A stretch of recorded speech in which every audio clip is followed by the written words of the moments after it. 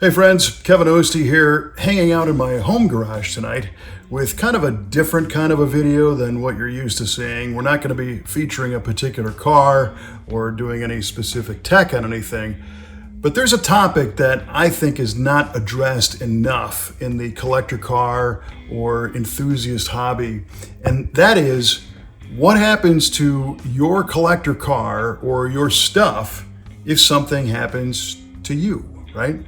So in my case, I'm standing here in my garage. I'm surrounded by some tools, and behind me is my 1962 Ford Galaxie 500 XL Convertible that I actually got from my dad. And he owned one of these cars new, and many years later, we convinced him to get another one, and that's this particular car. And the wishes that he had for this car were very specific. You know, there was one day when he called me up and he said, "Come pick this thing up or I'm going to push it over a cliff because it tried to set my house on fire," right? So I knew what was going to happen, and I'm never getting rid of it. But what if something happens to me, right? And so many times we see this story at the shop at V8 Speed Resto where somebody will call us and they say, "Look, I just inherited a car. I don't know anything about it. It was my dad's. I know he loved it. Him and my mom used to tool around in this thing, but I don't know what it is, and I don't know where to go. I don't know what to do with it." Because the owner didn't leave specific instructions about what it is and what the best way to care for it is. And, you know, we have to face it that sometimes, you know, either we don't have family that's interested in owning it, or it might be valuable and you know, our heirs might be better served by turning it into cash instead of an old car, right? So what we decided to do is create kind of a form to help people navigate this process. And I'll preface this by saying this isn't a legal document.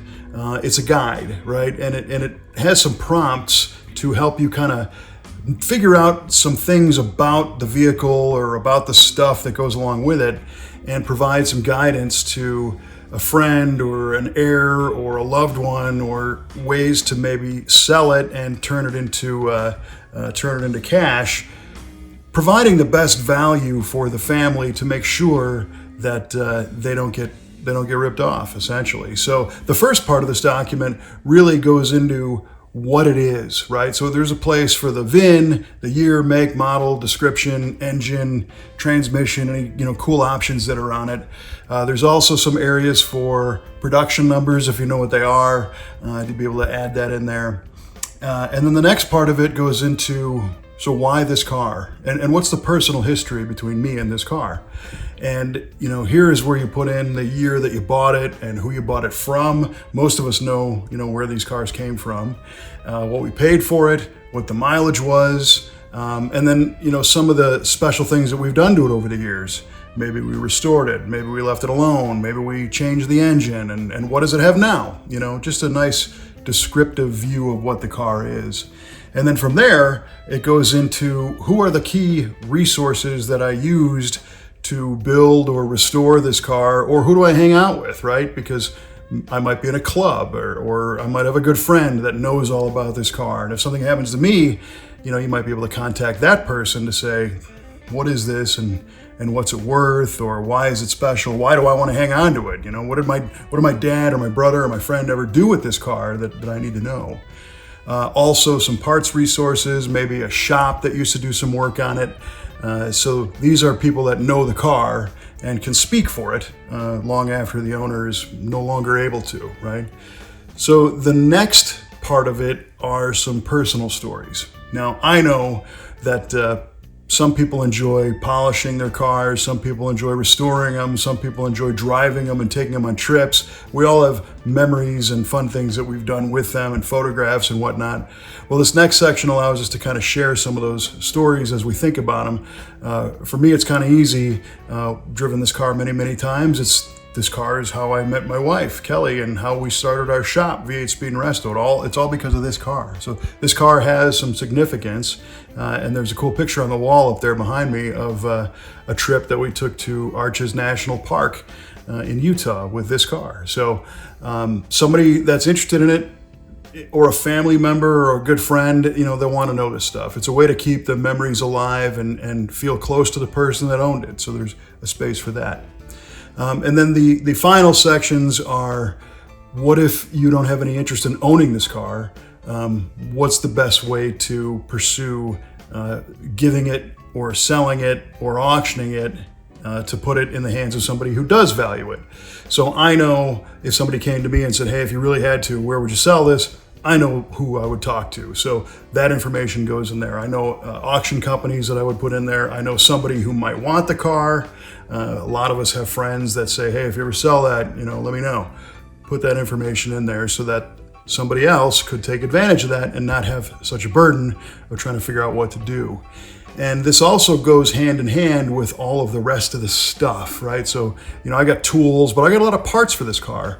And I know where they're stored, what they are, and what their value is, right? So there's some in the garage, up in the attic, and there's some in boxes. And to the untrained eye, this might just look like a piece of old chrome trim, throw it out. It might be a $500 piece of something, right? So again, documenting that stuff and putting the value down because, face it, a lot of times our family and friends don't know what we've invested in these things over the years. Sometimes we keep that from them, but this is not the time to do that. This is the time to really share what these values are so that they know that this is significant. And when you fill this whole thing out, you can print it out, fill it out. You can get some help from somebody if you want to share those stories. I encourage shooting videos like this, telling the story of the car that you can share with somebody, when you're not able to. Figure out a way to put it on YouTube or text it to somebody and say this stuff in your own words. Because really, this whole car thing is not about the cars. It's about the people and the experiences that go along with it. But if you do fill it out, I would recommend contacting your attorney, somebody who's doing your estate planning, and have them work the important points into your actual will, your desires for what's supposed to happen to your property, so that it becomes a binding legal thing and not just some clown on the internet that told you to fill out a piece of paper, right? So, kind of a different topic, but I think it's very important. We all want to see these cars go, either stay with the family so they can continue to enjoy them and keep that family member alive through the memories, or move on to somebody who really values it and maybe does the family some good by selling the car and using those funds to continue to survive and thrive, knowing that the car helped them get there, right? And that's really what it's all about. You'll find those documents on our website, v8speedshop.com/legacy. There's a link in the comments below in the description. And if you have any feedback or thoughts on this topic, we'd love to hear them. You can add that comment and be sure to subscribe to the channel. I promise some of our videos are not as dark as this one in concept, but I really think it's a fun way to let these stories grow and live on. Thanks for watching. We'll see you next time.